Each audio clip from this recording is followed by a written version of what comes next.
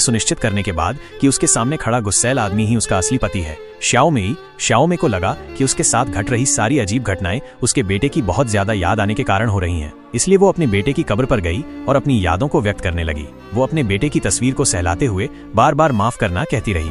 लेकिन अगले ही पल श्याओमे जल्दी जल्दी घर लौटी और अचानक देखा कि कपड़े की रस्सी से उसके बेटे के कपड़े गायब हैं। वही कपड़े जो उसके बेटे की याद में उसकी एकमात्र निशानी थे। वह तुरंत बेडरूम में गई, जहां कपड़े रखने का डिब्बा देखकर उसे थोड़ी राहत मिली। उसे लगा कि शायद उसके पति ने ही कपड़े समेट लिए होंगे। लेकिन जब उसने डिब्बा खोला वो चौंक गई। डिब्बे के अंदर खून से भरा पानी था और उसके बेटे की एक तस्वीर उस पर तैर रही थी। श्याओमे ने जल्दी से तस्वीर को निकाल लिया। खून से सनी तस्वीर को देखकर उसका दिल टूट गया। लेकिन अगले ही पल एक और अजीब घटना घटने वाली थी। डरी हुई श्याओमे जल्दी से बाहर भागी, लेकिन जैसे ही वो आंगन में पहुंची उसने देखा कि बेटे के कपड़े ठीक से रस्सी पर लटके हुए हैं। एक के बाद एक हो रही इन घटनाओं ने उसे आखिरकार ये समझा दिया कि शायद वो किसी आत्मा या भूत को देख रही है। इसलिए वो एक प्रसिद्ध स्थानीय तांत्रिक के पास गई और उससे मदद मांगी कि आखिर ये सब क्या हो रहा है।